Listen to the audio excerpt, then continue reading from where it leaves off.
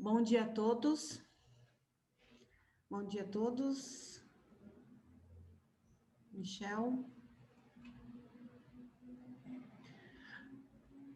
Bom dia a todos e a todas, colegas que estão participando conosco em mais uma live.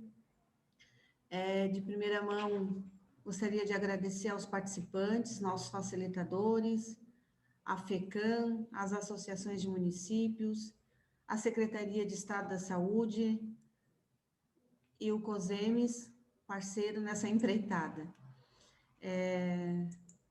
Já vou passar a palavra para o prefeito Paulinho também, presidente da FECAM, que está nos acompanhando, está presente aqui. Prefeito Paulinho, está com você para as boas-vindas.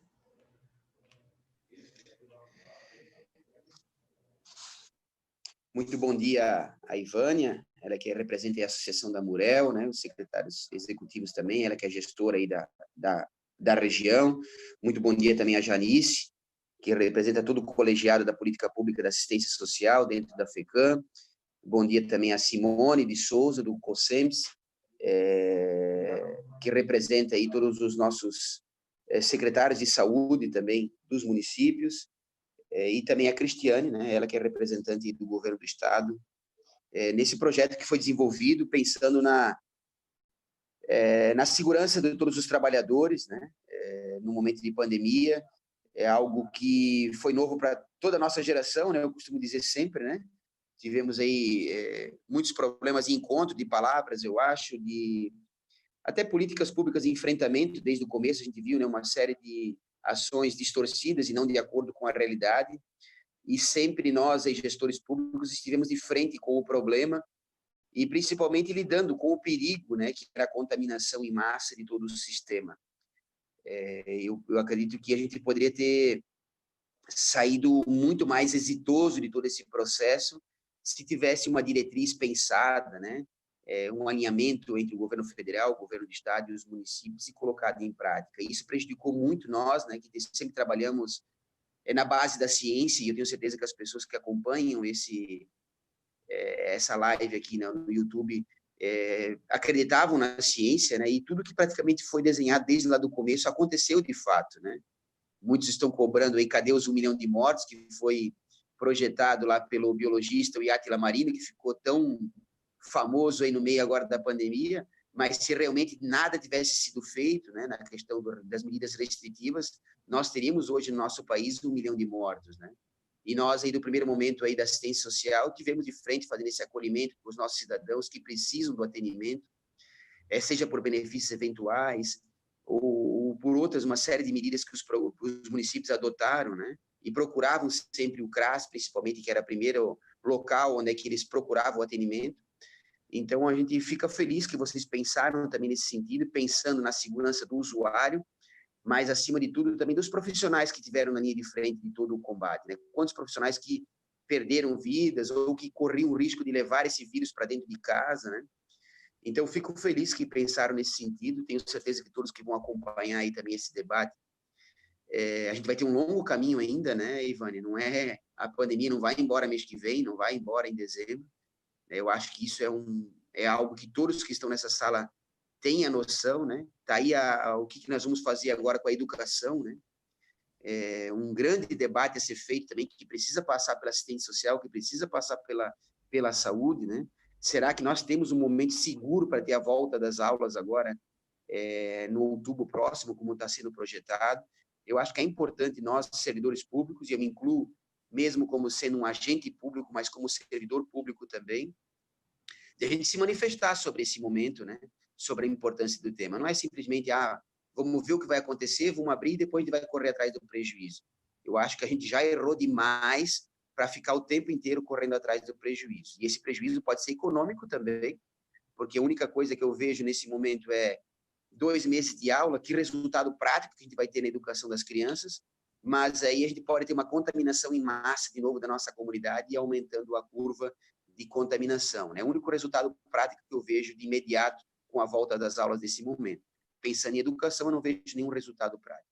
Então, parabenizar a todos vocês pelo tema, a todos que estiverem envolvidos, e vão seguir firme e forte aí, lembrando que a pandemia não acaba o mês que vem, e eu acho que esses temas são importantes para ser colocados na pauta do municipalismo, dos agentes públicos, porque nós teremos ainda longos meses de enfrentamento à pandemia da Covid-19, tá bom? Um bom dia a todos e um bom trabalho a todos também.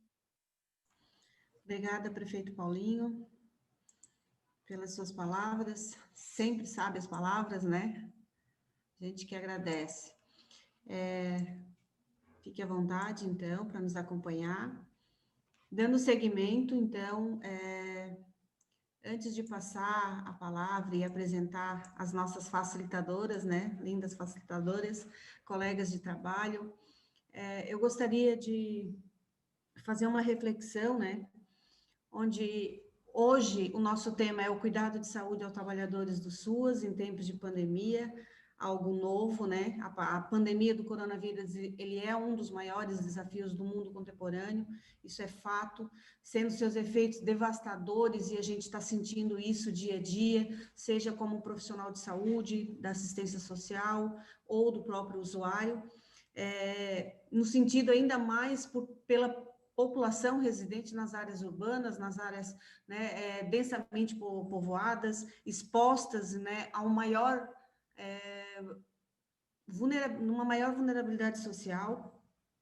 Esses desafios, não só as famílias do Sistema Único da Assistência, tem um papel muito estratégico, né? Essa política tem um papel estratégico nesse momento, a gente percebeu, foi reconhecida como um serviço essencial através do decreto 10.282 de 2020, e a partir daí ela vem desempenhando um papel extremamente crucial nesse momento, né? A gente percebe ao lado da saúde, ao lado da educação, da infraestrutura, a assistência ela veio tomando esse norte, né? A princípio a gente ficou até um pouco se sentindo deslocada e esquecida, até que né, foi considerada nada mais justo como um serviço essencial.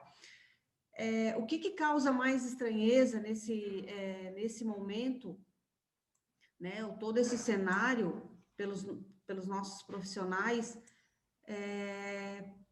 não foi tão maior quanto o desejo da manutenção desse serviço, do atendimento aos usuários, e também não tão maior com relação ao medo, né? Todos nós profissionais tivemos medos, passamos por medos, como disse o prefeito Paulinho, de estar levando esse vírus para casa, de estar levando esse vírus para o nosso seio familiar, mas isso não foi maior do que o nosso desejo de continuar o atendimento, de garantir esse direito já garantido a esses usuários, à população.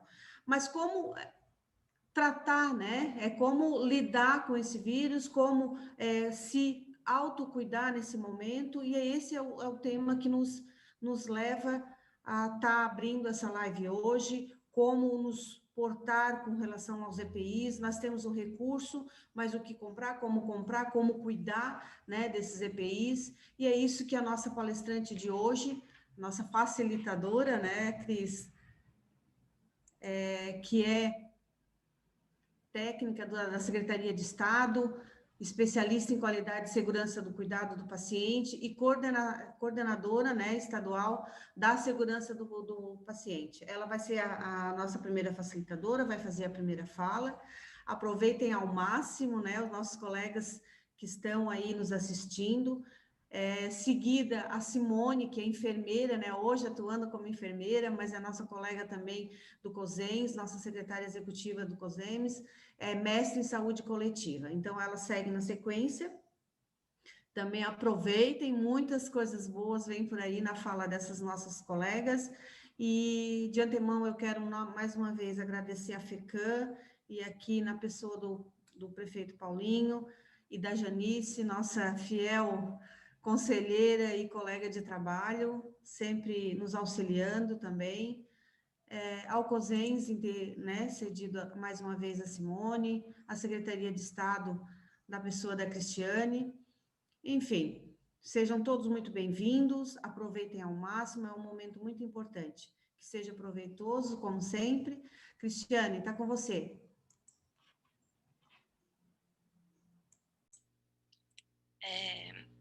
primeiramente, bom dia.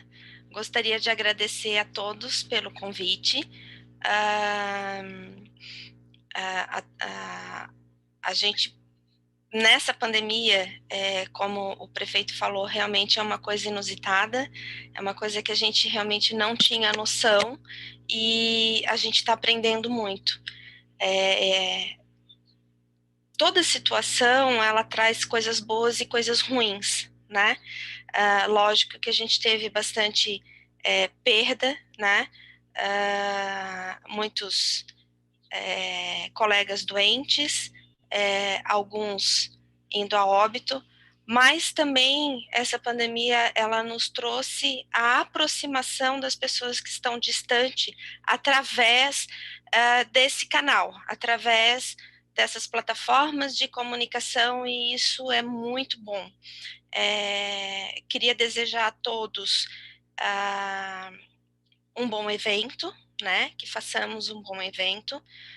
Eu, primeiramente, vou começar a minha fala apresentando o que a gente tem disponível no Estado, alguns conceitos, até para orientação de municípios e de serviços, né?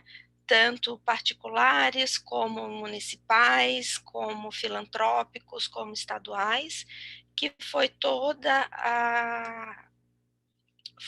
o estudo que esse grupo de trabalho que está ingressado ainda no COIS construiu, né? Para nortear e para a gente ter pelo menos alguma coisa para seguir.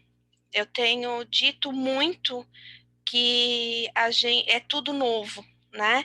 Então, a verdade que a gente acredita hoje, amanhã pode não ser tão verdade assim, né? Mas ela nos dá um norte e ela nos aponta um caminho a seguir. Eu vou compartilhar a minha apresentação com vocês.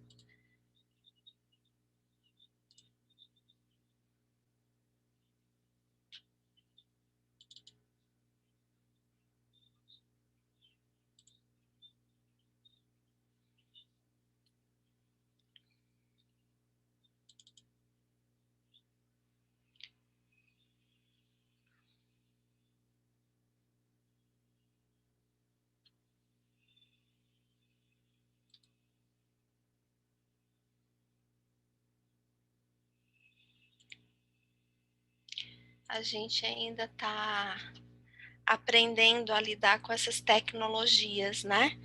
Então, assim, cuidado de saúde aos trabalhadores do SUAS em tempos de pandemia, garantindo a sua segurança e a dos usuários também. Então, como a Janice já falou, sou Cristiane Zanzi, sou enfermeira formada pela UFSC, especialista em controle de infecção e segurança do paciente e qualidade no serviço de saúde, né? Atualmente eu atuo na Coordenação Estadual de Segurança do Paciente, eu fico responsável pela parte do controle de infecção, e a nossa coordenadora, Janete Pinheiro, que ela fica mais com a parte da segurança do paciente propriamente dita, né? E daí, esse coronavírus, o que seria, né? Ele foi nominado como SARS-CoV-2, é um vírus da família do coronavírus, ele já tem bastante tempo em contato aqui com a gente, né? Duas grandes pandemias tiveram, o SARS 2002 na China também, e o MERS em 2012 nos Emirados Árabes. Então, a gente já o conhecia, mas não com essa roupagem que ele tem hoje. A gente sabe hoje no mundo científico que os vírus, eles se mutam, né? E eles são extremamente inteligentes. Eles usam do ambiente para sobreviver, e esse ambiente propício para ele sobreviver e se reproduzir é a gente, é o ser humano, né? A gente entra em contato com ele entra no nosso organismo, acaba ali encontrando um ambiente propício para se reproduzir e conseguir perpetuar a espécie dele, né? Ele pode apresentar sintomas leves, como sintomas gripais, um mal-estar, uma coriza, uma dor de cabeça, febre não muito alta, né, até 37,8, 38 graus, mas ele tem esse especificamente demonstra alguns outros sintomas, que é dor de garganta, pode ter sintomas gastrointestinais também, como diarreia, uma incapacidade de sentir odores, de sentir olfato em algumas pessoas, né, uma dor muscular, uma dor no corpo, um cansaço, uma fadiga, né? Isso são sinais que também pode apresentar, além daqueles sinais de gripe, né? O que a gente tem que prestar mais atenção nesse momento, como já foi dito várias vezes, eu estou dando aqui uma introdução para fazer talvez um nivelamento, que os sintomas mais graves, eles são mais propensos em pacientes de grupo de risco. Quais são esses pacientes, né? São os diabéticos, os hipertensos, as gestantes, as pessoas imunocomprometidas, como as doenças autoimunes, a pessoa vivendo com HIV/AIDS, a pessoa em tratamento de câncer, principalmente se esse tratamento é um tratamento mais avançado, né? Nas gestantes, a principal função, o principal de tudo que a gente coloca é na possibilidade desse parto prematuro, né? Por conta da transformação que tem no corpo da gestante, uma menor capacidade pulmonar, né? A gente sabe que esse vírus, ele ataca, ele é mais suscetível nas vias aéreas, ele entra pelas vias aéreas também, e ele é mais suscetível a fazer infecções de vias aéreas, né?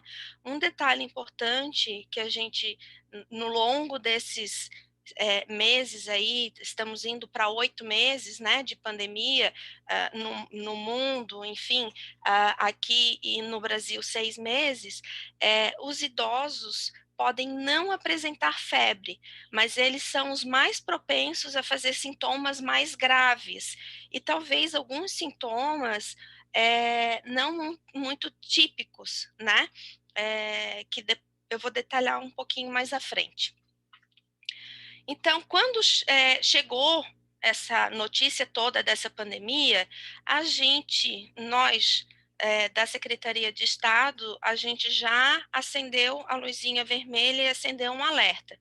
Então, foi construído um plano de contingência por vários técnicos, foram vários técnicos de várias áreas envolvidas, né? Esse plano de contingência está publicado no site coronavírus.sc.gov.br, né? Disponível para todos têm acesso, e ele coloca níveis de ativação, níveis de alerta, né?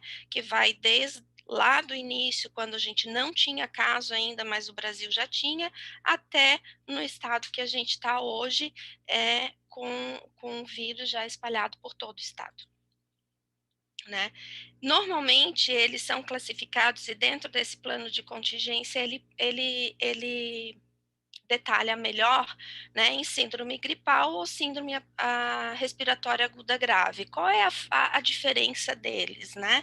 É que, na verdade, a síndrome gripal é aquela coisa da cefaleia, desculpa, da febre, dos calafrios, né, de uma dor de garganta, uma coriza, e não passa disso, a pessoa melhora, né? A criança, ela pode também ter uma obstrução nasal, e os idosos, a gente tem que considerar e ficar alerta nos sinais de agravamento, né? Como muita sonolência, confusão mental, uma síncope, né? E a síndrome respiratória aguda grave, né? A CIRAG, que a gente chama.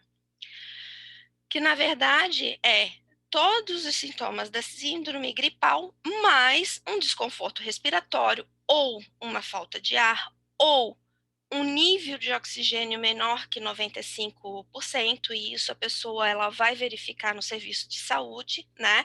Uma coloração azulada na face, nos lábios, nas pontas das unhas, né? Isso a gente tem que ficar alerta. E na criança, ela costuma, quando a gente, porque às vezes ela não fala que está com falta de ar, mas a gente observa o batimento da asa do nariz, né? Então, conforme ela vai respirando, a asa do nariz, essa partezinha aqui do nariz, ela bate mais rapidamente. Então, isso são sinais de alerta e são sinais que pessoas, indivíduos com essa sintomatologia, ele tem que ser realmente encaminhado o mais breve possível para um atendimento, né? Num posto de saúde, numa emergência. E o diagnóstico, como é que se faz, né? Hoje a gente já considera um diagnóstico clínico, né? À base de sinais e sintomas. Mas, para a gente ter certeza mesmo se é ou se não é o coronavírus, o indicado é fazer testes laboratoriais. Esses testes, ele pode ser através do RT-PCR, que é o famoso exame do cotonete, ou em teste rápido, que é o teste da gotinha, né, do sangue, né? E isso tudo ele passa também pela vigilância epidemiológica. Então, a equipe da vigilância epidemiológica, ela faz o rastreamento, o monitoramento, a notificação desses casos positivos, casos suspeitos ou confirmados do SARS-CoV-2, né?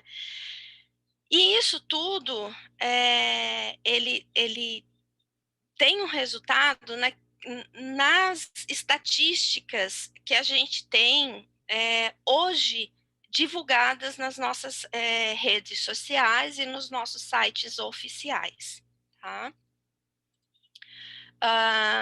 Essa divulgação acontece através do site coronavírus.sc.gov.br, onde a gente tem a plataforma lá da vigilância epidemiológica, né, do governo, e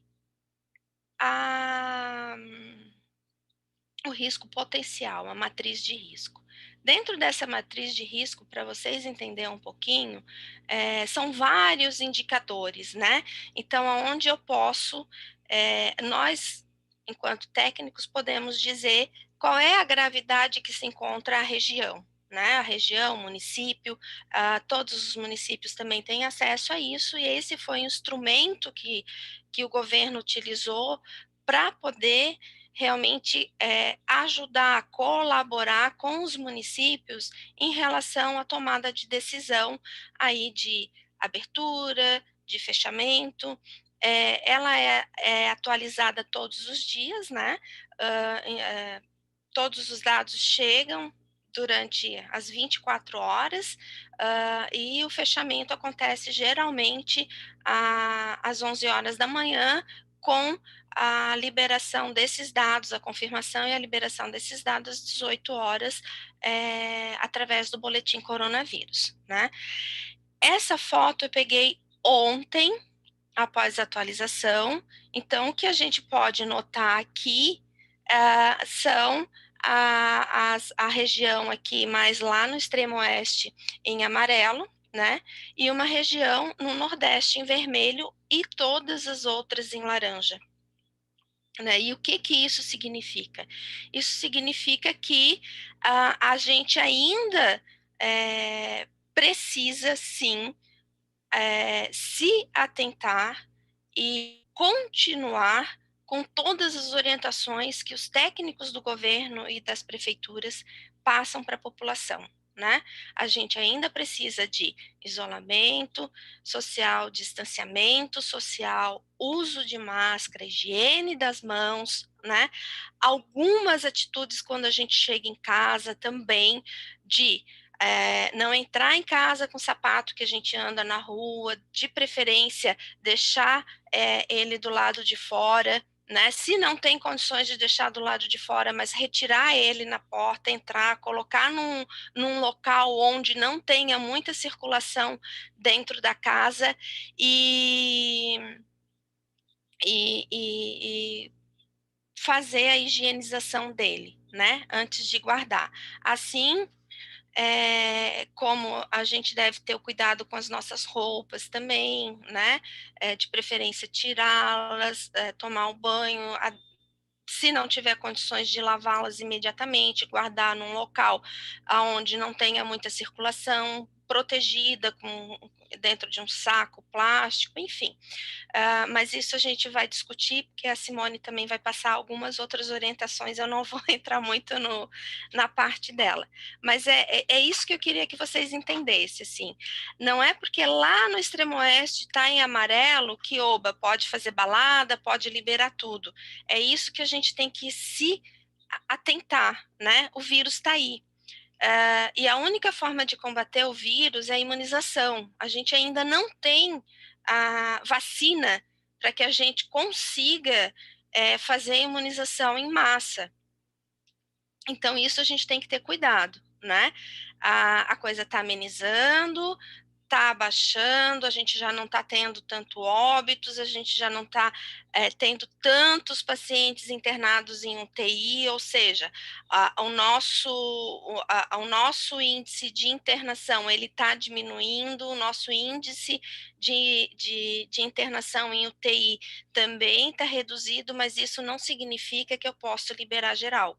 Não, eu ainda tenho que manter alguns cuidados, e esses cuidados a mídia fala, divulgado em massa, né? Jornais, propagandas, enfim. Nós mesmos, profissionais da saúde, a gente passa essa orientação e a gente deixa esse alerta, né?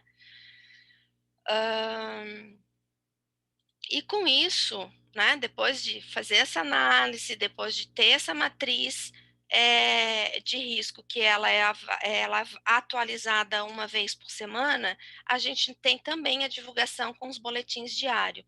Esses dados, como vocês podem ver ali no rodapé, é do dia 17/9, né, e foi compilado até às 18 horas. Então, hoje, no estado atual, a gente tem casos confirmados, 202.933 casos, casos recuperados, 193.084 pacientes recuperados, e número de óbitos, 2.690, né?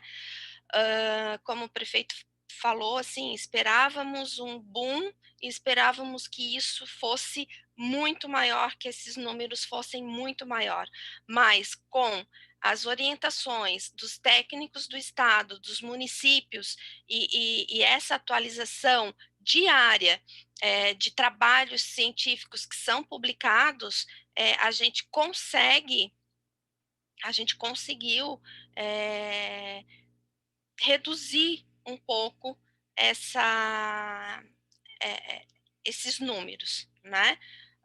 Não estou dizendo que isso é assim, como é uma situação nova, né? É uma doença emergente, assim, que a gente não sabe e a gente não tem tudo bem mapeado, tudo bem estudado. Essas coisas estão começando a fazer agora, estão começando, os estudos estão surgindo a partir de agora. A gente ainda vai ter muito que estudar, a gente ainda vai ter muito que aprender, a gente vai descobrir muita coisa ainda, né? Mas a principal dica e a principal orientação que a gente deixa e o principal recado que a gente dá aqui é: cuidem-se, né? Sigam as orientações, usem máscaras, fiquem em casa, procurem proteger principalmente os seus idosos, né? Os seus conhecidos e os seus pacientes que são grupo de risco, porque diminuiu, né? Como a gente fala, o coronavírus deu uma trégua, mas não significa que acabou, né? A gente vê e a gente escuta nos jornais que na Europa já está tendo a segunda onda, né? Então, vários países com notificação e com casos confirmados agora de novo, né? Isso pode acontecer no Brasil? Sim, pode acontecer no Brasil, se a gente não continuar com os cuidados e continuar com as atitudes que a gente tem até hoje e que a gente orienta, né? Uso de máscara, distanciamento, sair de casa extremamente pro necessário, né? E higiene das mãos, com certeza, muita higiene das mãos. Eu acho que eu já passei um pouquinho do meu horário, queria agradecer. A gente se coloca à disposição, aí está o nosso e-mail, né, cesp@saude.sc.gov.br, os nossos telefones também, e a gente está à disposição para qualquer orientação, dúvidas, e agora só agradecimento, gratidão imensa por esse momento. Obrigada. Obrigada, Cristiane. O agradecimento é nosso, né? A sua experiência é fantástica, a sua trajetória ainda mais. Nesse momento, então, eu passo para a Simone e depois a gente vai estar abrindo para as perguntas.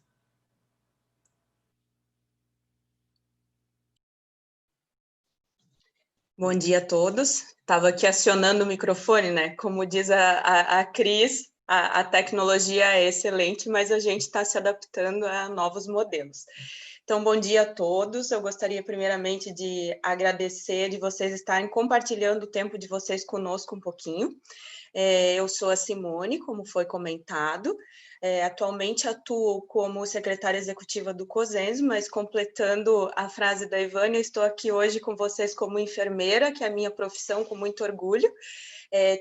Tenho especialização em saúde da família, gestão de enfermagem e preceptoria, e mestrado em gestão de tecnologia e inovação em saúde, e cursando um MBA de inovação, tecnologia e gestão 4.0, e nesse momento aqui para trocar um pouquinho de conhecimento com vocês sobre, dando continuidade ao que a Cris iniciou, mais diretamente nós vamos falar agora sobre o uso de equipamentos de proteção individual para os profissionais do Sistema Único de Assistência Social e também outras pessoas que trabalham com o público, em geral. As informações que nós vamos estar passando aqui agora e trocando com vocês vão ser importantes para todos, visto que nós estamos iniciando um novo normal, uma nova realidade.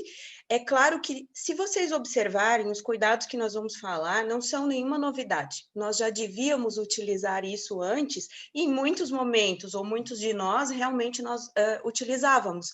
Mas a sensação que dá é que a Covid, ou essa nova realidade, veio nos acordar um pouquinho de que essas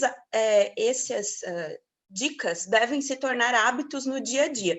Então, seria importante também, após a fala ou durante, que vocês utilizem o chat para trocar com a gente, esclarecer as dúvidas, façam perguntas. Depois dessa fala, a gente vai abrir para responder as perguntas de vocês. Então, participem. Eu vou compartilhar aqui a minha apresentação e, nesse meio tempo, vocês podem estar também, enquanto a fala está escrevendo no chat, e também peço a Cris e a Ivânia para ficarem à vontade e estar complementando quando perceberem necessário. Só vou compartilhar aqui a apresentação.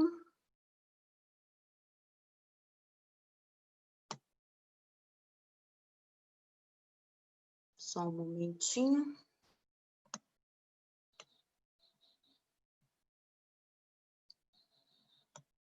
Estão todos vendo? Estão vendo?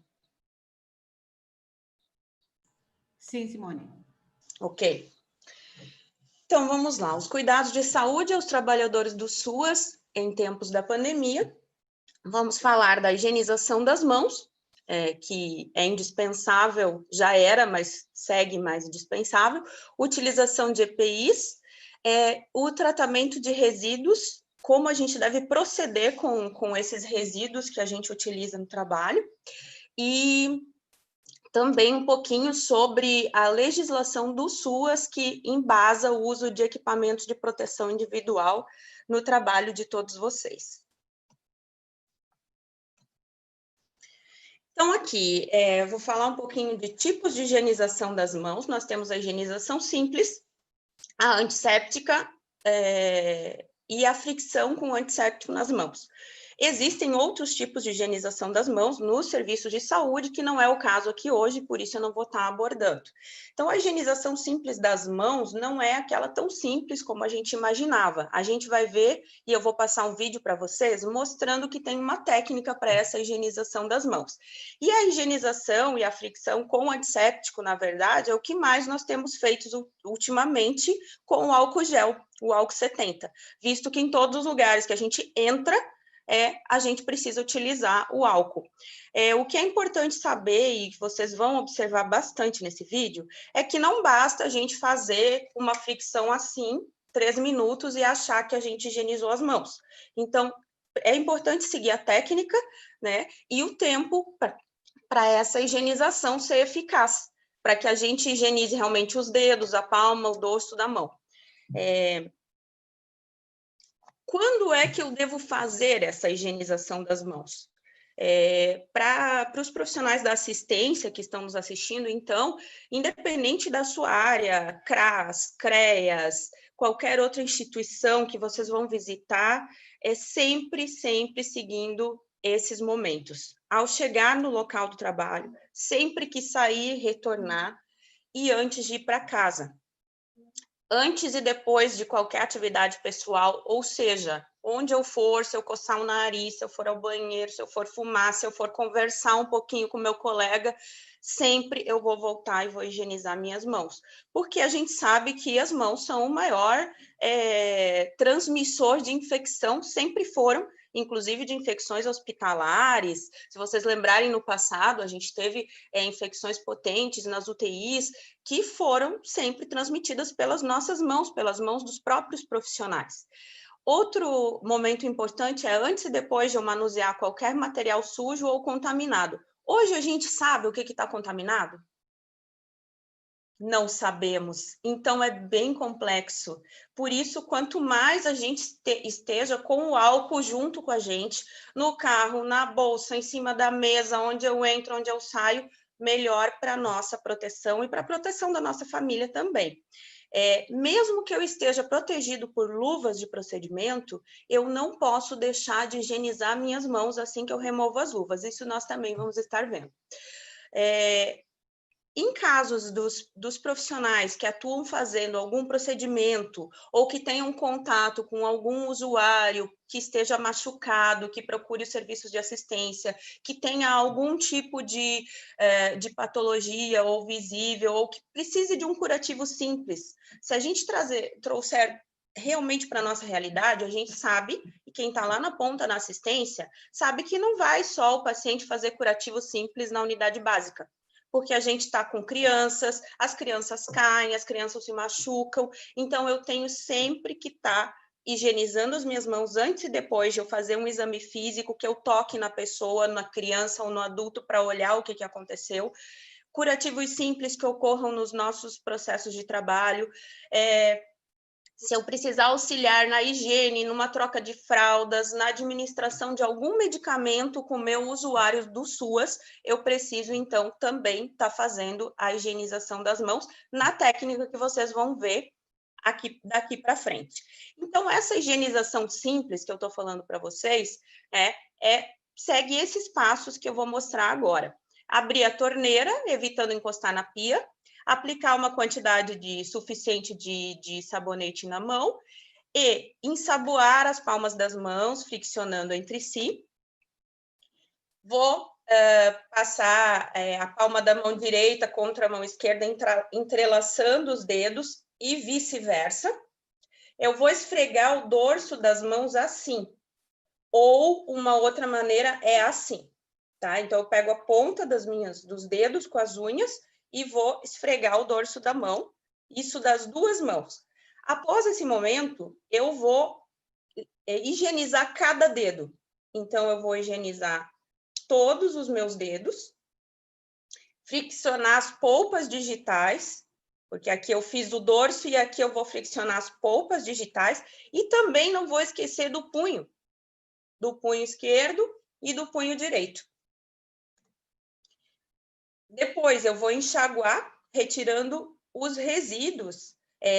Aqui até está mostrando para a gente não tocar na torneira com as mãos, porque se eu já fiz toda a higienização e eu tocar na torneira, eu de novo estou sujando, estou contaminando. Então, eu vou utilizar o cotovelo, se possível, quando a torneira possibilita isso. Se a torneira não possibilitar isso, eu posso também pegar um papel toalha ou um papel que tiver disponível para fechar a torneira depois que eu higienizei minhas mãos, e eu vou secar as mãos com o papel toalha. Vou passar um videozinho rapidinho para vocês que vai mostrar essa técnica.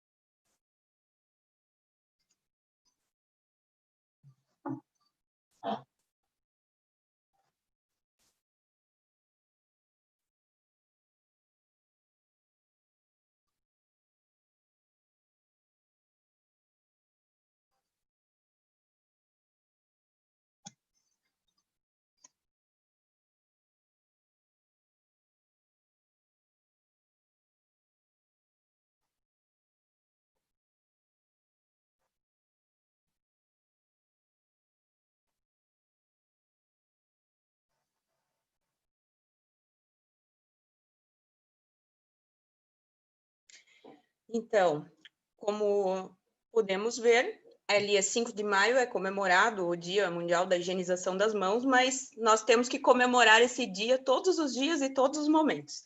Depois que eu higienizo as minhas mãos, ou seja, além de tudo que nós comentamos, de todos os momentos, antes de sair, chegar do trabalho, com qualquer alimento, procedimento, eu vou também higienizar as minhas mãos sempre que eu utilizar ou utilizar algum EPI, ou retirar, antes de colocar e após retirar. Então, o EPI são os equipamentos de proteção individual, estão conceituados na norma regulamentadora da Anvisa número 6. De acordo com esse conceito, é um produto de uso individual destinado a proteger a saúde e a integridade física dos profissionais. Dentro da legislação do SUAS, eu peguei as duas portarias principais da assistência social que falam da utilização do EPI, principalmente agora, né, veio falando diretamente no momento da pandemia, citando aqui a portaria 54, de 1º de abril de 2020, onde tem anexo a nota técnica número 7, que trata das medidas e condições que garantam a segurança de saúde dos usuários e profissionais do SUAS. Então, ali fala que as equipes precisam ter à sua disposição os EPIs necessários para o desempenho das funções e receber as orientações necessárias quanto ao uso, que é o que nós estamos discutindo aqui, especialmente quando desempenharem as funções que requeram contato direto com o público, que a maioria das funções da assistência social e da saúde requerem contato direto com o público. Considerando esses EPIs, então, ele está citando o quê? Luvas, álcool, o álcool gel, a máscara, então citando que esses EPIs são de uso imprescindível para o trabalho, para que se mantenha a relação direta com os serviços, com o objetivo de preservar a saúde das pessoas, e esses equipamentos podem ser adquiridos com recurso do cofinanciamento federal do SUAS.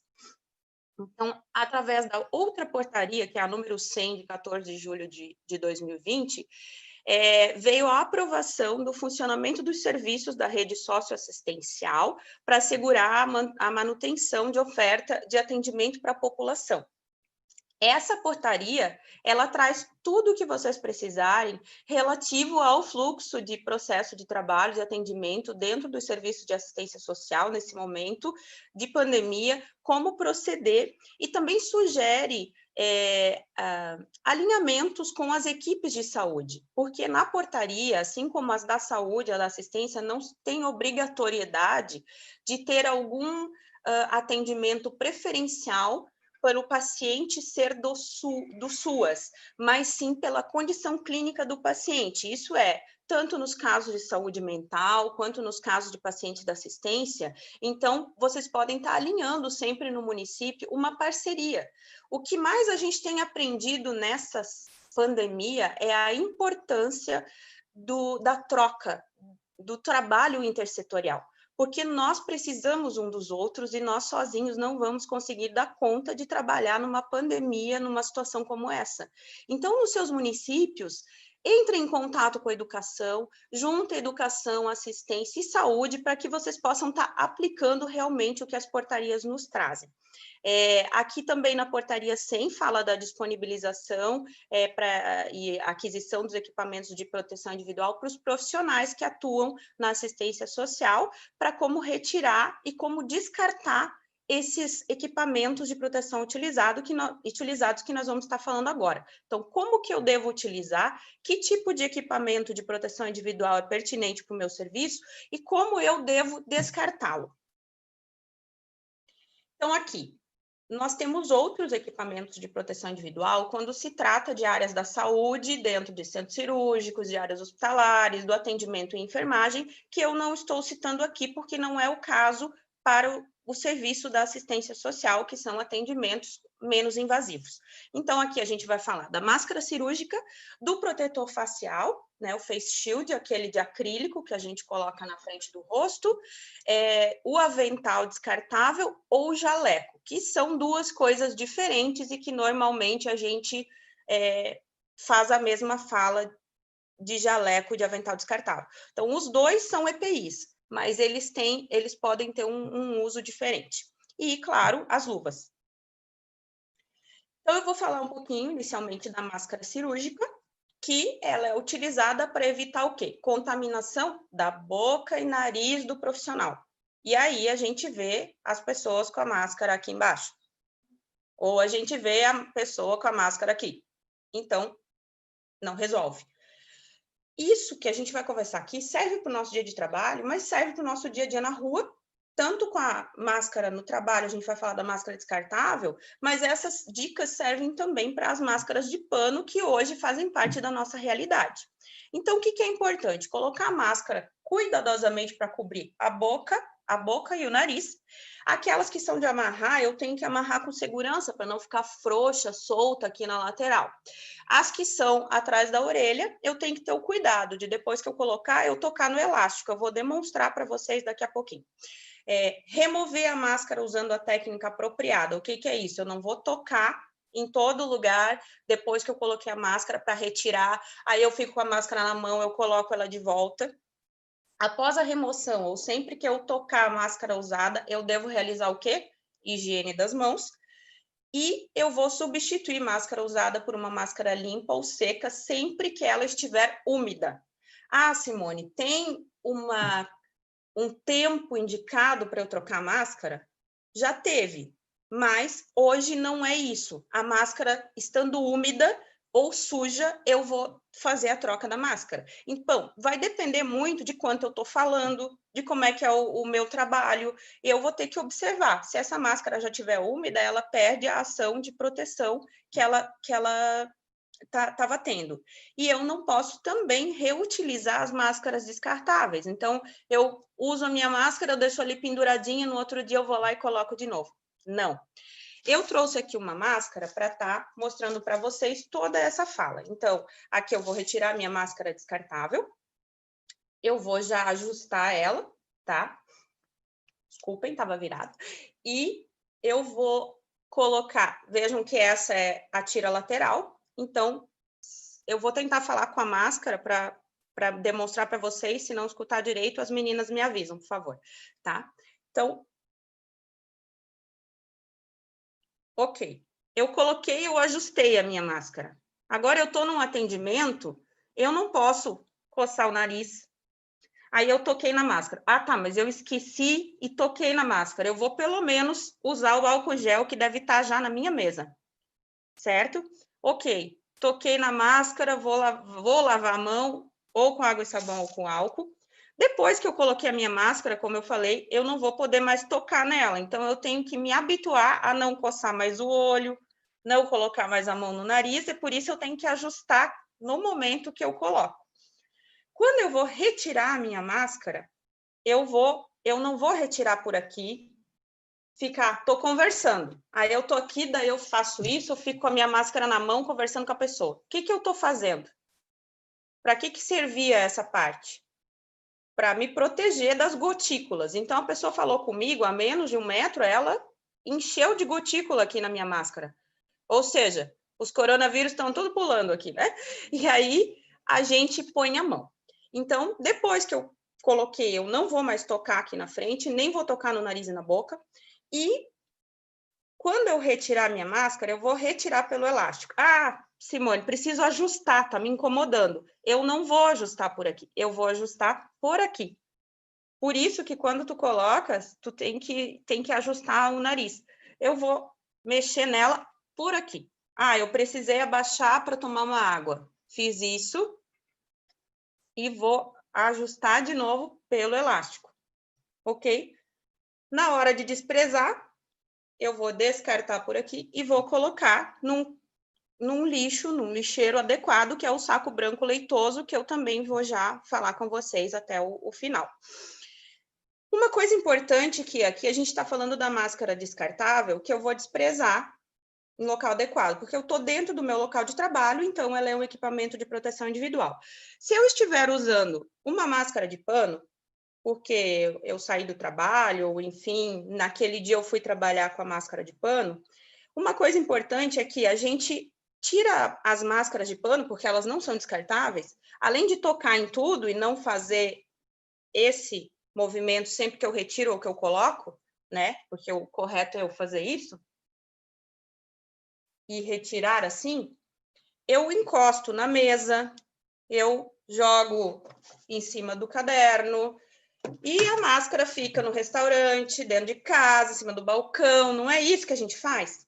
Então, eu estou trazendo aqui também uma dica para vocês, porque em todo lugar que a gente vai, tem um guardanapo, ou tem um papel toalha, ou a gente tem que ter um lenço descartável, alguma coisa na bolsa, e a gente, então, faz o quê? A gente pega esse lenço, a gente não toca a máscara por tudo, porque se eu digo que aqui eu estou usando para proteção de gotículas, e quando a outra pessoa fala, ela enche de gotícula aqui, eu toco nos lugares e estou contaminando todos os lugares. Então, não só com as mãos, também com a máscara agora a gente contamina. Então, eu vou fazer isso aqui, vou dobrar aqui, vou deixar as pontinhas para fora. Pronto. Eu estou com a minha máscara protegida, vou colocar em cima da mesa, em cima do caderno, no restaurante, onde eu for comer, e depois ela está limpa, né? Eu não contaminei o ambiente, vou retirar e vou colocar de novo. Certo? Uma outra dica que já existe, porque tem de tudo, é ter essas bolsinhas que tem um lado para máscara limpa e um lado para máscara contaminada.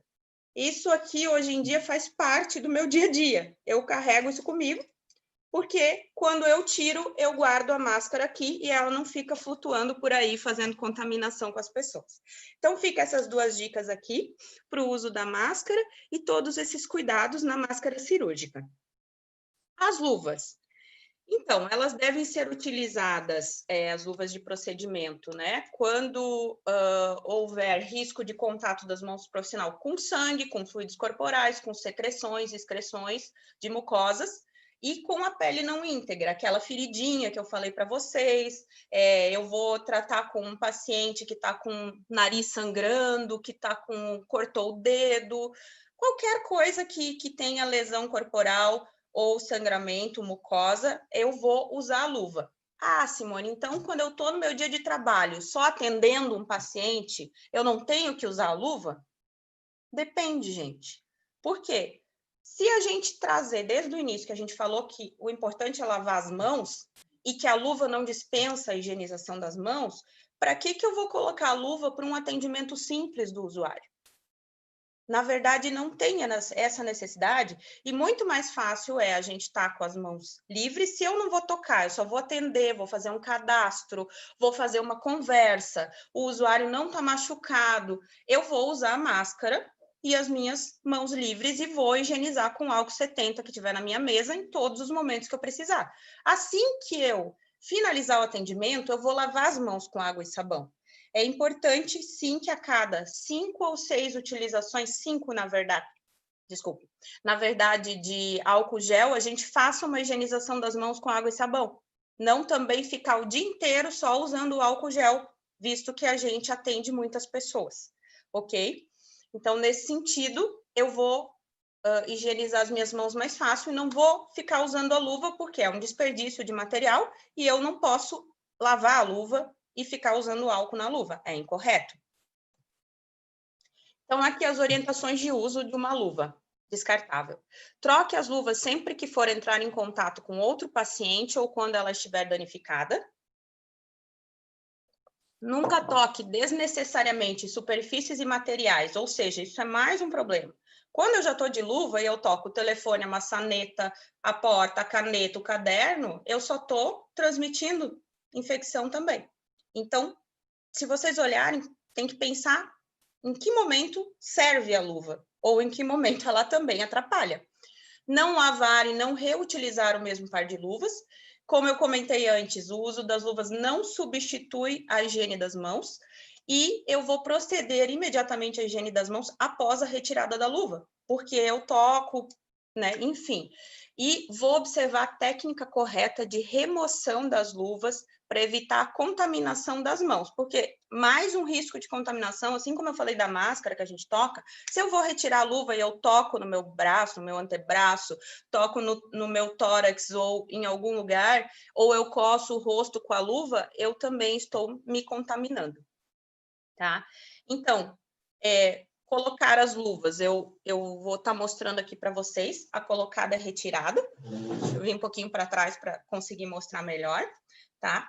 Então, eu vou para colocar sem segredo, porque é uma luva de procedimento, não é uma luva estéril, vocês não vão fazer nenhum procedimento de saúde que necessite da luva estéril, então eu vou colocar normalmente a minha luva.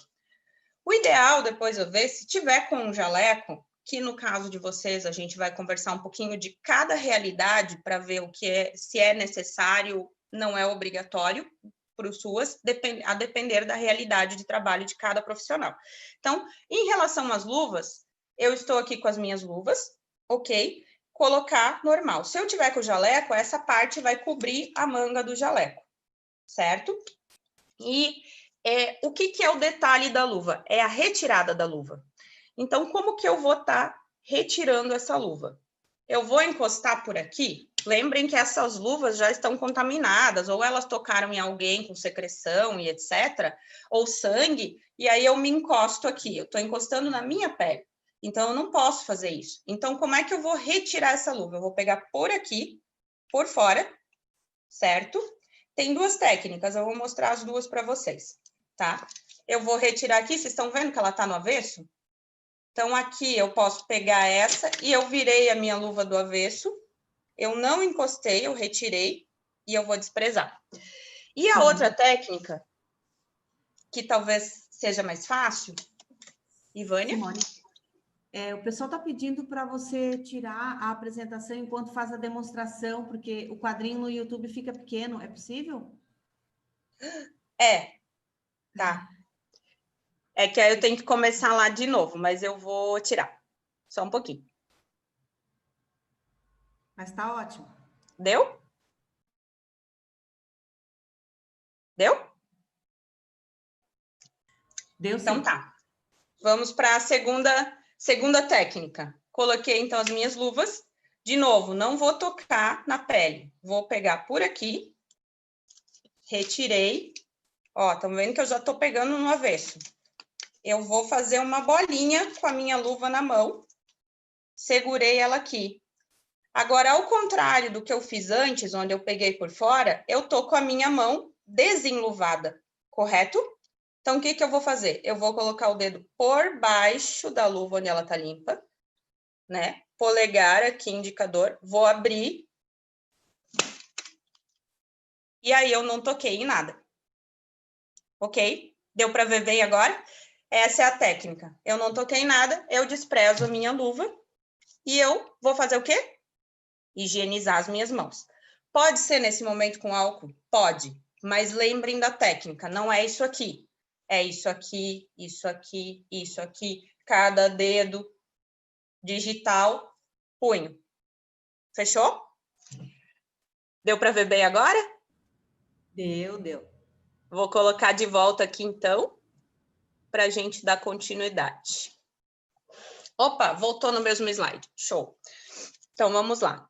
Aqui só está mostrando a mesma coisa que... Está escrito a mesma coisa que eu mostrei para vocês, porque a gente tem uma memória visual muito mais fácil de memorizar. Mas depois esses slides podem ficar disponíveis, então por isso eu coloquei aqui também. Agora ele travou. Foi. Ok, aqui eu também vou falar um pouquinho para vocês. A gente falou da máscara, da luva e do protetor de face, que é aquele protetor de acrílico. Opa! Que a gente utiliza, então, por cima da máscara. E devido, no caso agora que todo mundo, vocês veem, hoje as pessoas estão utilizando o Face Shield, que é o protetor de face, no mercado, no atendimento da farmácia. Por quê? Porque eu vou proteger também a minha máscara. Por quê? O respingo que vem, se eu estou numa distância com a pessoa a menos de 1 metro, vem para o Face Shield. Aí o Face Shield eu devo ficar com ele o dia todo. Então, é uma proteção a mais. Ou eu posso usar, não só o Face Shield, eu posso usar o óculos. Só que o óculos vai me proteger os olhos e não vai me proteger a máscara. E o Face Shield, por ter aquele acrílico frontal, então ele vai proteger a face toda, inclusive a máscara. Então, eu posso, de repente, estar com uma máscara de pano e um face shield, a depender sempre do trabalho e do atendimento que eu vou fazer. O que é importante do face shield é, como vocês estão vendo aqui, a desinfecção com hipoclorito de sódio ou outro desinfetante que é recomendado pelo fabricante do EPI, do equipamento de proteção. Ok? Eu estou apurando aqui um pouquinho porque nós estamos vencendo o tempo. Qualquer coisa, a Ivânia me avisa. O avental descartável ou o jaleco? Ah, Simone, mas não é tudo a mesma coisa? Não, não é a mesma coisa. Por exemplo, nos estabelecimentos de saúde, em atendimentos mais invasivos, como os curativos, como um atendimento de uma criança que se bate, etc., eu preciso ter um avental descartável, é obrigatório que eu tenha um avental descartável. Nos atendimentos da Covid, a paramentação do profissional de enfermagem vocês já devem ter visto, parece um astronauta. Então, eu preciso isso tudo na assistência? Não. Então, eu posso usar o avental descartável.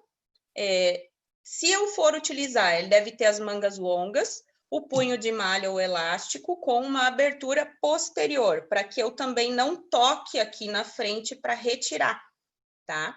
Então, o avental sujo, ele também deve ser removido e descartado após a realização de qualquer procedimento e também, sempre que eu retiro, higienizo as mãos e desprezar no local adequado, que é o saco branco leitoso, que também vai estar aqui no material para vocês.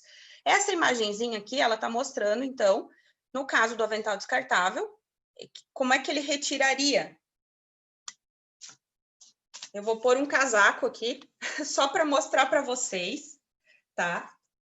é a parte importante da retirada. Então, tá muito pequenininho? Saio de novo? Tá. Isso. Retira para a gente. Obrigada. Oi? Então, vamos lá. Então, o que eu fiz aqui? Eu coloquei como deveria estar o meu avental. Ele estaria fechado aqui, certo? Quando eu vou retirar, eu vou vir para frente, porque o avental vai descer, vou desamarrar atrás. Vocês estão vendo as minhas mãos? Eu peguei aqui por trás, por dentro, porque a mesma coisa que eu mostrei da luva, vocês vão ter com o avental, ele vai estar contaminado na frente.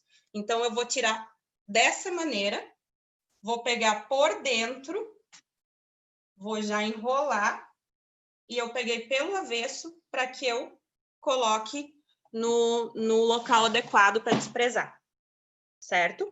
Este é o avental descartável. Agora, o jaleco. Como é que é o jaleco? Ele tem abertura posterior? Ele é descartável? Não. Ele é um equipamento de proteção individual? Sim. E por isso ele também não é para ser usado no mercado, na rua, na farmácia, na conversa lá fora, eu vou fumar, mas eu não tirei o jaleco. Não, ele é para ser usado dentro do estabelecimento de trabalho. Onde for possível não levar para casa e lavar, seria o mundo de Alice, mas nós não vivemos o mundo de Alice. Então, se eu tenho que levar para lavar, eu, do jeito que tirei ali, vou colocar num saquinho, uma sacolinha, e vou levar para casa para lavar, se for o jaleco, certo?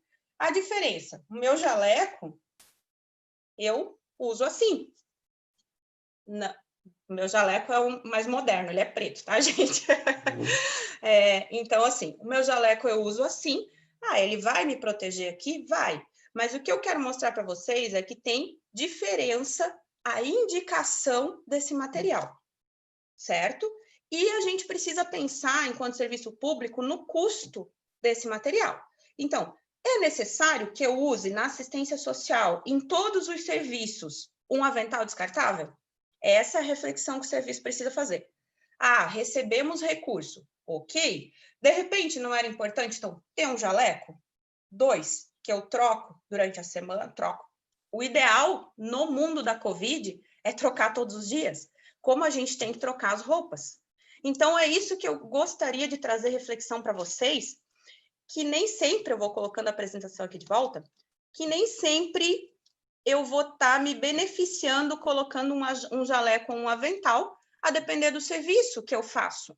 Porque se eu faço só um atendimento de cadastro, uma visita, as minhas roupas eu troco todos os dias e eu lavo todos os dias. E como é que eu faço com o meu jaleco? Eu vou ter condições de fazer isso todos os dias? Agora, se eu for atender pacientes com risco, que é os que eu coloquei ali, respingo de sangue, fluido corpóreo, secreção, aí o ideal é eu ter um avental descartável. Então, os serviços podem comprar o avental descartável, né? E ter para esse tipo de utilização que seria o mais indicado. E se eu tiver um jaleco, eu posso atender esse tipo de paciente também? Pode atender também com jaleco, só que depois você vai tirar também ele, né? Deixar ele do avesso, pôr numa sacolinha para levar ele para casa para lavar. Só deixa eu passar aqui o jaleco, que eu aproveitei que eu saí da tela e já fiz a demonstração para vocês.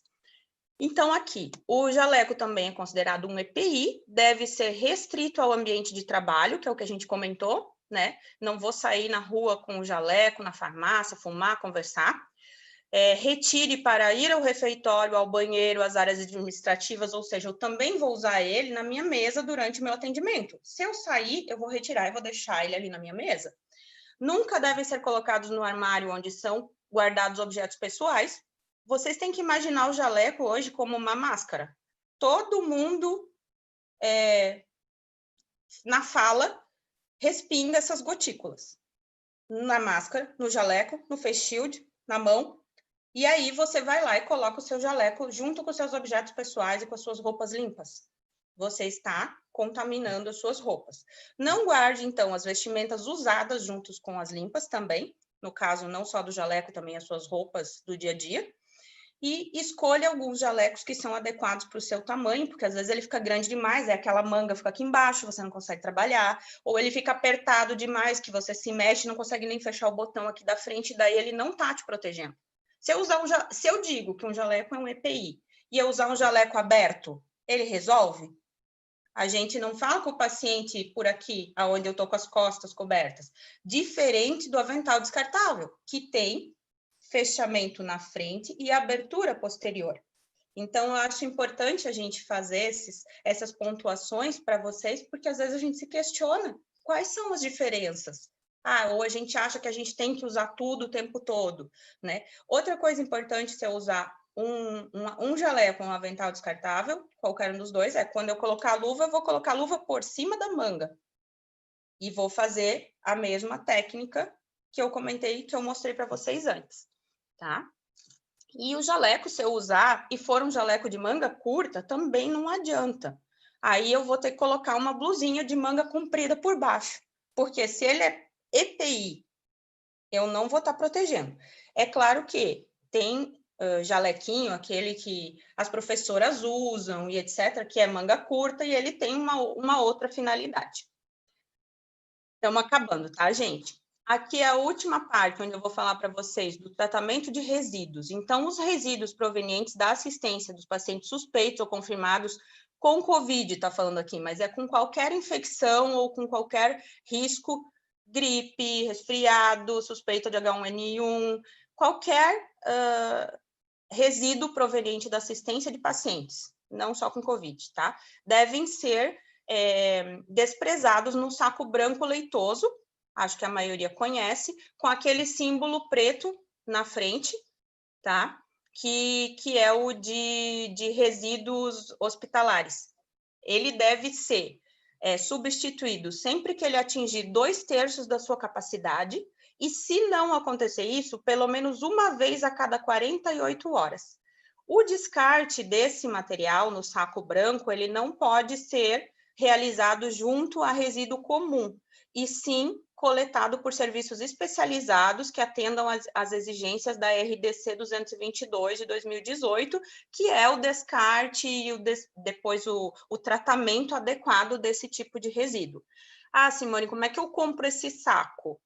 Tem o recurso que veio, que pode comprar o saco branco leitoso, porque vocês não vão gastar tanto como a gente gasta na saúde, né? Ou, a depender do município, fazer uma conversa com a saúde e ver o que se decide. Principalmente pelo desprezo. Vocês podem até, pela assistência, talvez comprar um saco branco e alinhar com a saúde quando for possível para que o desprezo seja junto, porque é pago o desprezo desse material por quilo. Então, é isso que causa um pouquinho às vezes, de desconforto entre quem vai realmente pagar por esse serviço. Era isso que eu tinha para falar para vocês. Então, aqui tá as referências bibliográficas das nossas falas, né? Esse material pode ser disponibilizado depois ali pela FECAM, a gente conversa com a Ivânia, com a Janice, para ver como é que funciona. Deixo a mensagem final aqui para vocês. Ninguém ignora tudo, ninguém sabe tudo. Todos sabemos alguma coisa e todos ignoramos alguma coisa, e por isso a gente aprende sempre, o tempo todo, e isso é a troca do dia a dia.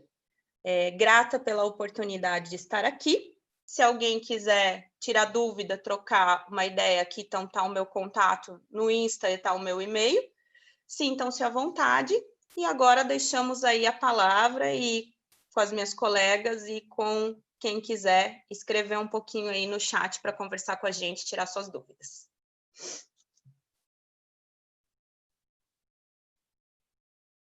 A Ivânia.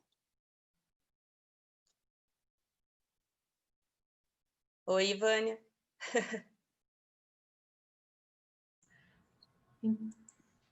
Isso aí. Parabéns. Olha, a gente está no meio e é sempre bom relembrar, né? Embora não seja enfermeira, mas a gente convive com o pessoal e é show, está sendo maravilhoso. A gente não... Estou conferindo aqui com a Janice. Temos um público bem diversificado, né? Ela tá pedindo para vocês falarem um pouquinho também da importância da intersetorialidade que apareceu ali no chat. Temos um público bem diversificado, temos conselheiros tutelares, conselheiros de direito, profissionais, né, que estão ali na linha de frente também, junto com os demais colegas, e, se possível, vocês falarem um pouquinho dessa importância, né, da intersetorialidade.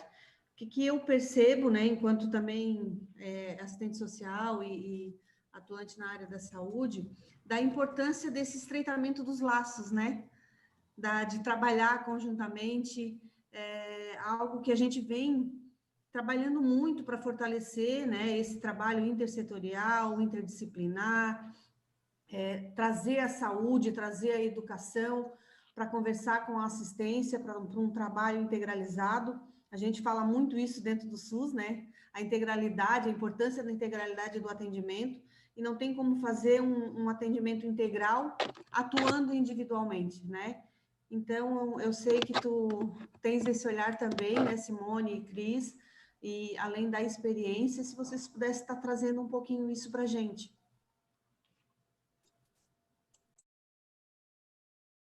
Queres, posso começar aqui uma fala sobre isso?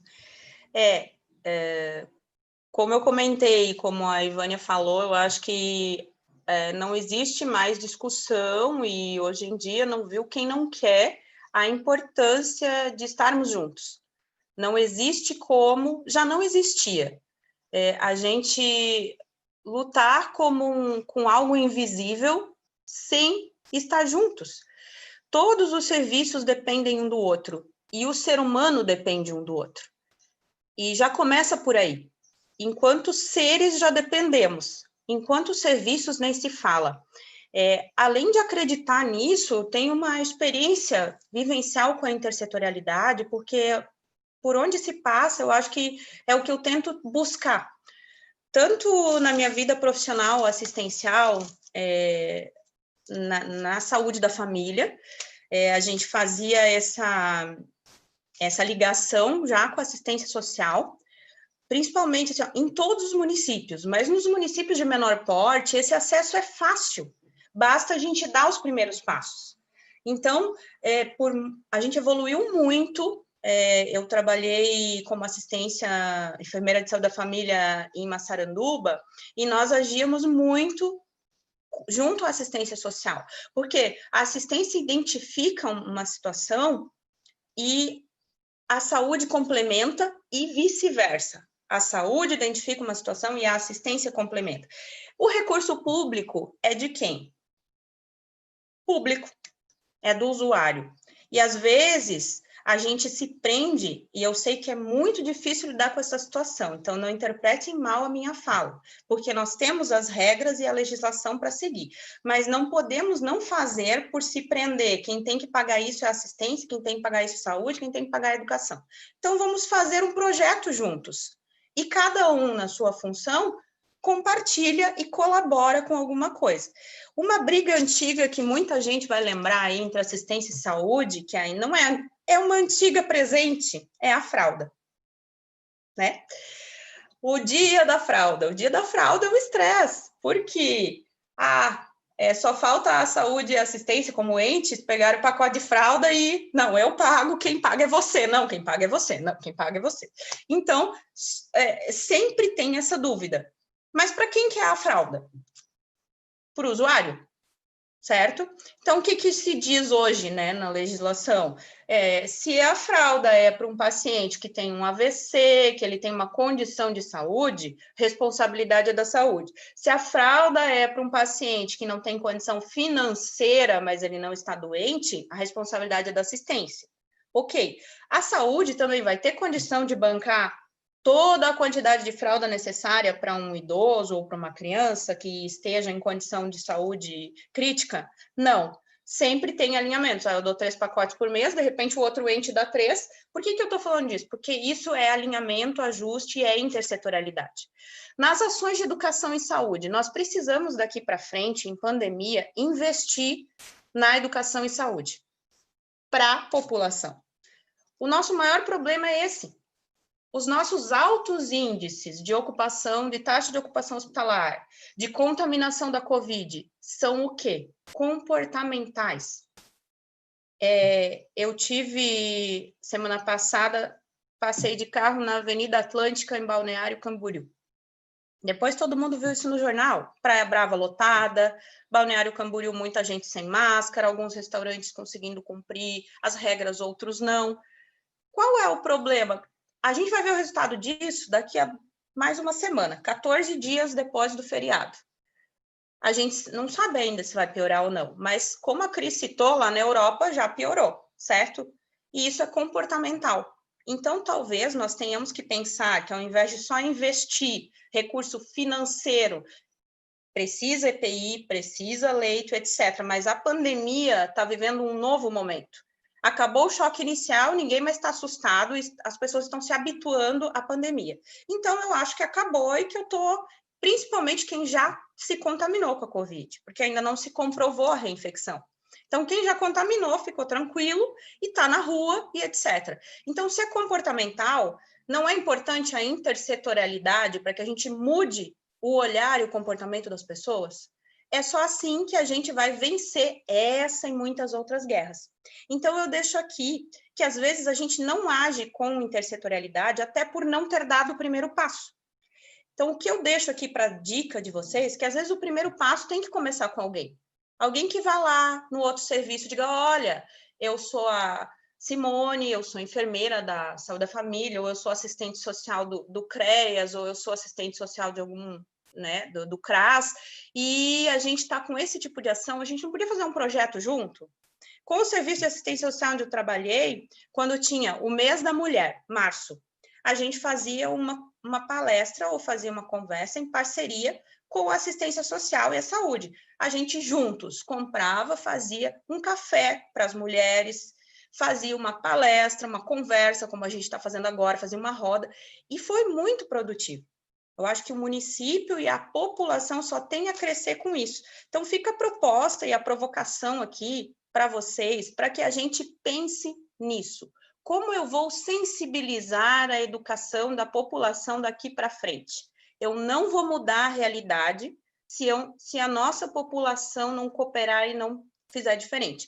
Mas se nós não cooperamos uns com os outros, se nós não visualizamos a importância do trabalho em conjunto e de as pessoas estarem unidas, como é que eu vou transmitir isso externamente?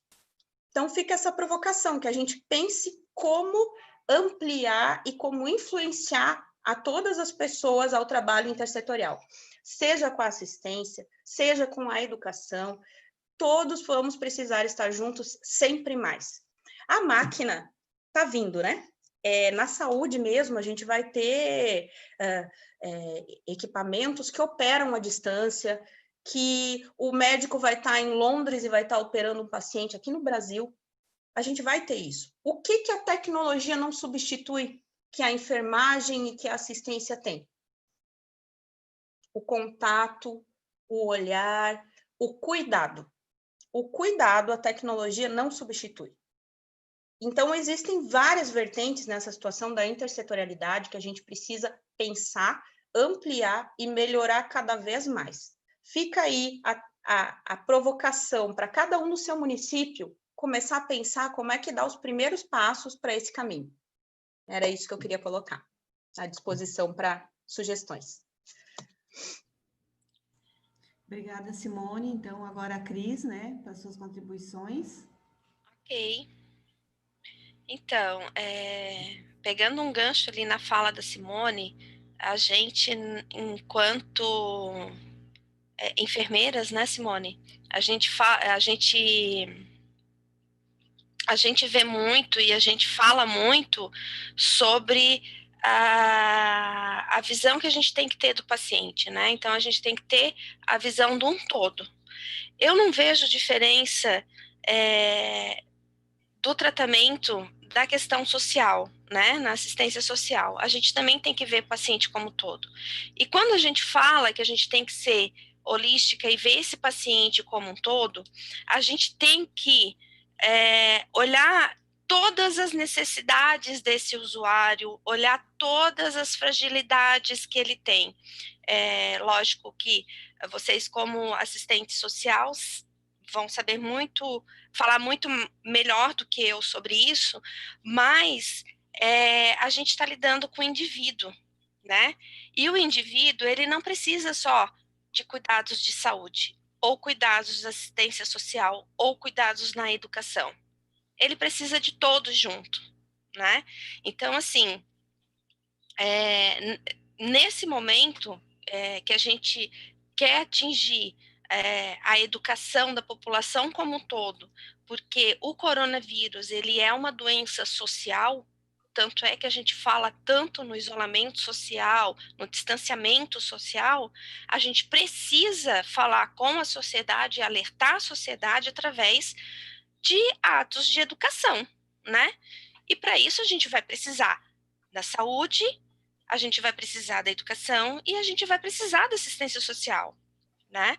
E alguém tem que dar um primeiro passo, né? Lá no início da pandemia, no final de março, início de abril, começaram a surgir murmúrios de profissionais de saúde adoecendo por conta do coronavírus. E em locais que não tinha paciente coronavírus internado. Então, o que a gente vai fazer, né? Então, a gente, como controlador de infecção, a gente já pensa em mitigar isso. Vamos até a unidade, vamos conversar com a unidade, vamos entender o que está acontecendo, vamos entender o processo disso tudo. Mas, assim, não sou eu que faço o controle de funcionários doentes. Eu só faço controle de paciente, né? Sim, tá, gente? Mas ele vai ser o paciente. Além de ser o profissional, além de ser o trabalhador, ele vai ser o paciente. E nós vamos cuidar dele, quanto paciente. Então, isso abriu um leque para a gente começar a trabalhar dentro das instituições de saúde com os setores. Então, a gente trabalhou, integrou, a gente deu espaço. Segurança do paciente, controle de infecção e saúde do trabalhador, né? Porque a segurança do paciente, olha a segurança do paciente. Controle de infecção vai controlar, vai mitigar, vai ensinar a usar EPI, tudo isso que a Simone falou até agora pra gente, com os funcionários, né? E a saúde do trabalhador, ela vai ter esse olhar de cuidado da saúde daquele profissional que está trabalhando, né? E a gente integrou os 3 setores, né? E hoje a gente tem uma plataforma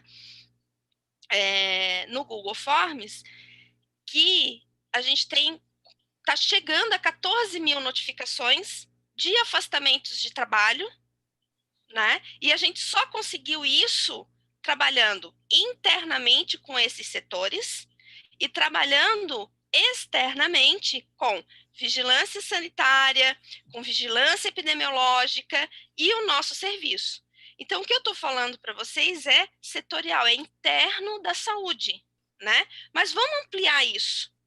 Vamos botar isso para o município ou para o estado, né?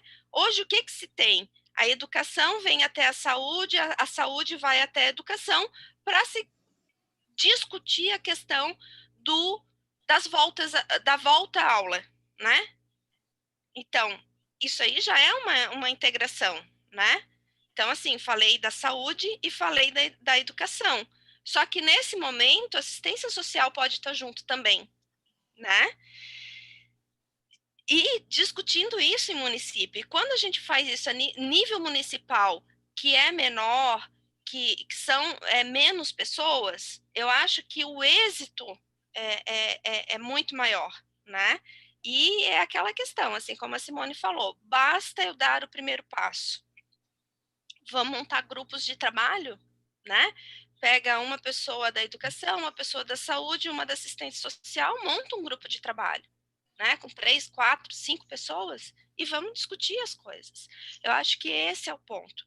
E é isso que também essa questão da pandemia nos trouxe, né? Porque para a gente poder diminuir o número de casos, para a gente poder controlar essa disseminação, a gente precisa se conversar. Não é a saúde sozinha que vai fazer, não é a educação sozinha que vai fazer e não é a assistência social sozinha, né? Porque o paciente ou o usuário, ele é um todo, ele precisa de todos. E é esse o olhar que a gente tem que ter nesse momento, né? Gostaria de complementar algumas coisas que a Simone falou a respeito da questão ali dos EPIs, das máscaras, e assim, aqui em casa, eu falo por mim, e a maioria das pessoas que eu tenho em contato, a gente também faz o uso dos saquinhos, né, e para separar. Só que o nosso, aqui, ele é mais simples, Simone, ele não é tão chique quanto o teu. A gente comprou no mercado esses saquinhos, né, zip-zap, e a gente marcou o nome, porque a gente tem que ter que máscara, mesmo sendo de pano, ela é individual, a gente não deve compartilhar, tá? Então, a gente colocou o nome, colocou se ela é suja ou se ela é limpa, né? E daí, cada um aqui de casa tem esses saquinhos. Quando a gente sai de casa, vai ao mercado, ou até mesmo eu que estou indo trabalhar todos os dias, eu levo pelo menos mais 2 máscaras limpas e eu levo meu saquinho da máscara suja dentro da minha bolsa, né? Porque como a Simone falou, não tem tempo de uso. Quem vai decidir se eu tenho que trocar em 1 hora, 2 horas, vai depender do quanto eu estou falando durante o atendimento ou durante o dia e do quanto aquela minha máscara já saturou, né? Pode ser tanto a descartável quanto a de tecido, né? Quando a gente fala em máscara descartável, a gente pensa mais em ambiente hospitalar, né? Onde a gente sabe que o paciente ele está para um atendimento, né? Ele está realmente precisando de um atendimento porque tem sintomas, né?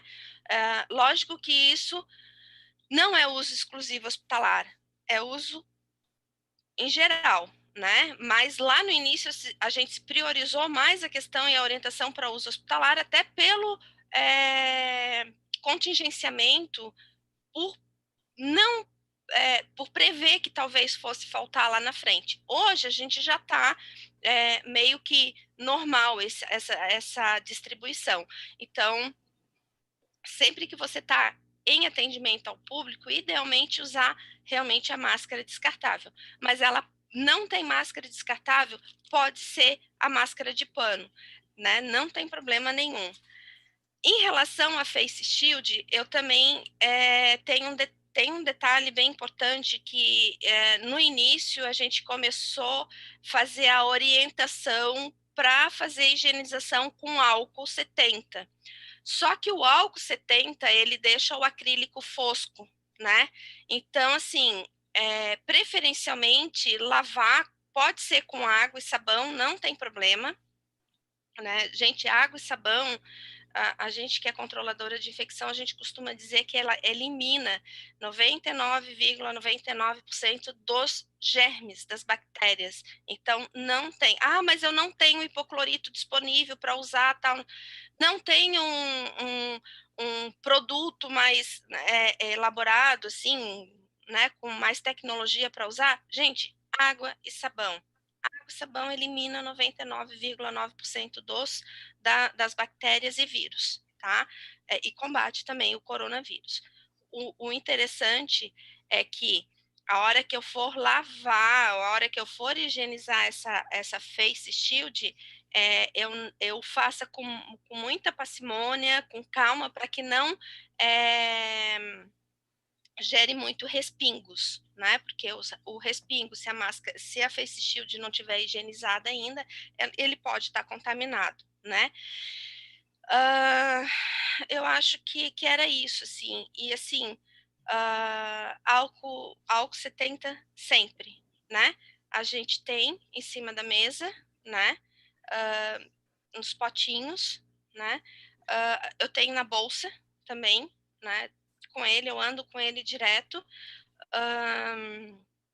Outra coisa bem importante, que é a questão da gente usar álcool, a mão vai ressecando, né? Vai dando rachaduras, principalmente a gente que é mulher, nas cutículas e tal. Hidratem bem a mão, usem hidratante na mão, né? Proteja a sua mão com esse hidratante também, que não tem mal nenhum, não tem problema nenhum. Um outro detalhe também muito importante na questão do uso das luvas, a Simone frisou muito bem. O uso da luva não substitui a higiene das mãos, a lavagem das mãos. A gente tem que ter um detalhe muito importante. Nós temos no mercado dois tipos, na verdade, três tipos de luva, né? A luva de látex com talco, a luva de látex sem talco e a luva nitrílica. Normalmente a nitrílica ela não tem talco. A nitrílica são as coloridinhas, azul, preta, rosa, né? E a de látex, elas são de uma cor só, normalmente a cor que a Simone estava demonstrando, só que assim, se eu tenho uma luva com talco, o talco ele é matéria orgânica, né? E o álcool ele não se dá muito bem junto com matéria orgânica. Então, sempre que tirar a luva e a luva for com talco, a mão vai ficar esbranquiçada. Se eu não tiver condições de, logo após retirar a luva, higienizar minha mão com água e sabão, eu posso até usar o álcool, que ele vai diminuir a carga viral e bacteriana naquele momento, né? Mas tão logo eu tenho a oportunidade, eu tenho que ir até a pia e sim lavar minha mão com água e sabão, tá? Se eu estiver usando a luva com talco. Se eu estiver usando a luva de látex ou a nitrílica que não tem talco, aí sim eu posso optar pelo uso do álcool, né? Tranquilamente, porque não vou ter aquela matéria orgânica do talco, né? Aquele amido do talco, né? Então é bem tranquilo eu usar o álcool. Eu acho que são esses detalhes. Lembrei de uma coisa também. Normalmente, como a Simone falou, os jalecos, a gente tem os botões na frente, né? Os jalecos, eles têm que realmente fechar, né? Ele tem que estar fechado. Só que eu estou atendendo o meu paciente, eu estou atendendo o usuário, e a parte que mais contamina num jaleco, num avental, é a parte tóraco-abdominal, que é onde eu vou ter, que está na minha frente, né, ali. Então, a hora que tirar o jaleco, que eu vou precisar desabotoar, tirei o jaleco, em seguida, higiene das mãos, tá? Em seguidinha, higiene das mãos, antes de tocar em qualquer outra superfície, em qualquer outro local. Acho que são esses complementos, assim, né? E, assim, também a gente se coloca à disposição para qualquer outra dúvida e, enfim, para a gente discutir. Eu coloquei nos nossos telefones. A Ivânia e a Janice também têm os nossos contatos, né, Janice? Eu acho que não tem problema passar o contato ali da coordenação, para se eles precisarem de qualquer outra dúvida mais pontual, que a gente não tenha abordado, talvez, nessa live, podem ficar bem à vontade. Obrigada mais uma vez. Gratidão, gratidão, gratidão, gratidão. Obrigada, Cris. Vamos, então, dar início às nossas considerações finais, né, com vocês. Vou passar a palavra para a Simone, em seguida da Cris, e aí a gente faz o fechamento. Simone? Último detalhezinho que a gente fala da intersetorialidade, ela é tão ampla que você começa a lembrar de coisas depois. Então, vou ser bem sucinta, mas para vocês, quando falarem de intersetorialidade, lembrar, eu e a Cris mesmo somos um exemplo de intersetorialidade. Lembrando quanto o COSEMS, o Conselho de Secretarias, atuou junto com a Secretaria de Estado nesse momento de pandemia. Juntos, nós tivemos resultados melhores na construção de protocolos, no entendimento da realidade da ponta. Isso dá para fazer, esse desenho de um fluxograma da atenção primária lá na ponta, é passível de execução isso? É ou não é? Ou nós estamos sabe? Então, essa intersetorialidade foi muito importante. A gente não pode esquecer dos conselhos tutelares, dos conselhos de saúde, dos conselhos de assistência e serviços muito importantes que a gente esquece e que foram extremamente essenciais e estão sendo nessa pandemia com a gente, os serviços privados. Nós estamos com um trabalho intersetorial, COSEMS, FECAM, Federação dos Municípios, Secretaria de Estado com a Fiesc, com o Hospital HCOR de São Paulo, enfim, esses entes que talvez não tenham o recurso que a gente espera, eles também são serviços intersetoriais que podem colaborar. Na época da assistência social também, da época de enfermeira assistencial, com a assistência do município, a gente fazia parceria, inclusive, com as... se chamava na região ali... é o apoio dessas costureiras que apoiam as grandes empresas fazendo, tem os retalhos, recebem tecidos, enfim, até isso a gente fazia parceria. Facções, me fugiu a palavra, muito obrigada. Então, até com facções a gente fazia parceria para ter coisas que a gente não podia comprar. Então, vejam a importância, a grandiosidade de um trabalho intersetorial. Vocês já viram que eu sou fã disso, além de ser fã do SUS, né? Eu também sou fã do SUAS, então, fã da intersetorialidade, eu acho que sozinhos não somos nada, nem ninguém. E fica aí essa dica. Estamos à disposição, como a Cris colocou, os contatos estão ali, Vânia, Janice, da FECAM também tem os nossos contatos, e através do COSEMS, do site do COSEMS e do meu Instagram, vocês também conseguem conversar comigo, estamos à disposição, e é isso, gente, um excelente, excelente, abençoado dia e um abençoado final de semana a todos nós, e que a gente nunca, nunca perca a garra e a força e nunca desista. Bom dia a todos. Cris, quer fazer o uso da palavra? Sim, bom, mais uma vez agradecer a participação e o convite. Fiquei muito honrada em vir e discutir um pouquinho com vocês sobre toda essa polêmica da pandemia e essas situações que são nos colocadas dia a dia e que a gente tem que enfrentá-las mesmo sem saber como. Mas, com certeza, sempre em parceria, sempre trabalhando junto, porque o nosso foco principal são os nossos usuários, são os nossos pacientes, é a sociedade em geral, e nós nos incluímos nessa sociedade em geral, porque hoje eu estou na Secretaria de Estado da Saúde, hoje eu estou aqui representando o Estado, mas eu também faço parte da sociedade, eu também faço parte de uma população, de uma comunidade, e como pessoa, né, o que eu posso deixar aqui de dica é realmente a gente pensar nessa sociedade com carinho, com educação, com assistência social, com saúde, que eles merecem, né? Com certeza nós merecemos isso. A gente discute muito para eles e às vezes a gente não se coloca no lugar deles, porque nós também somos eles, né? Eu acho que o principal é isso. Então, eu queria agradecer muito essa oportunidade.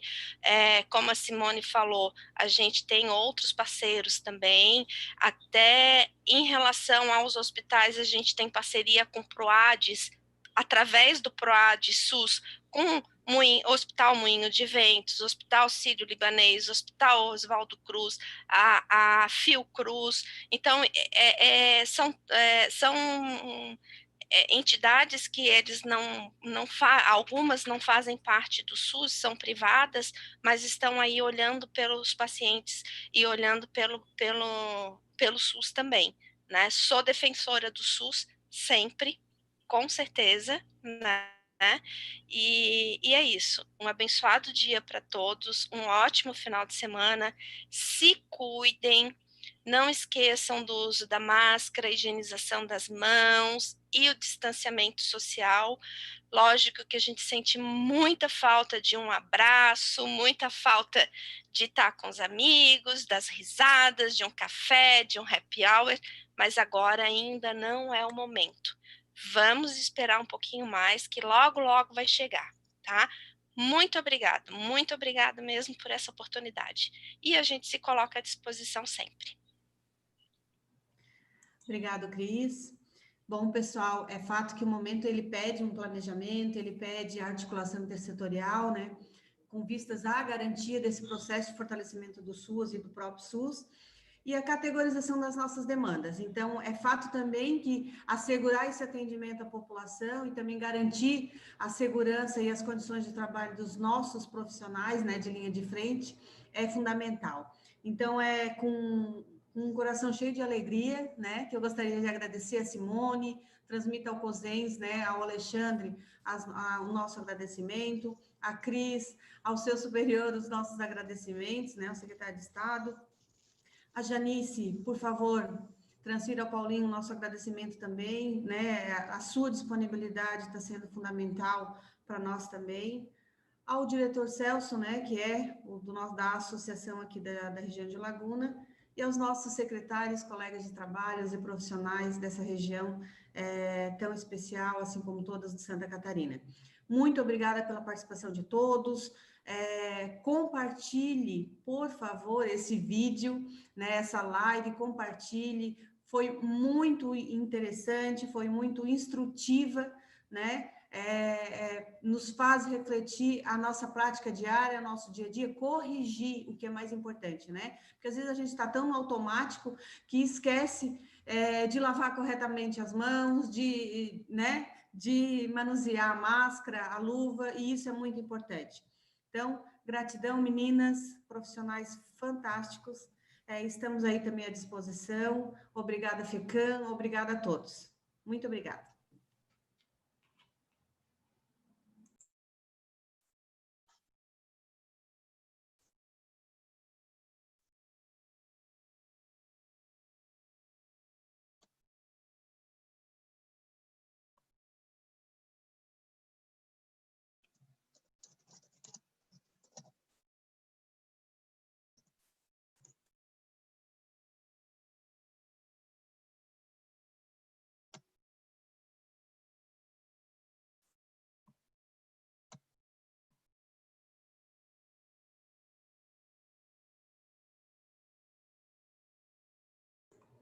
Fechou, meninas? Obrigada.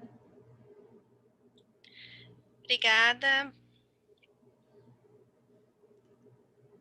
Michelle, ok?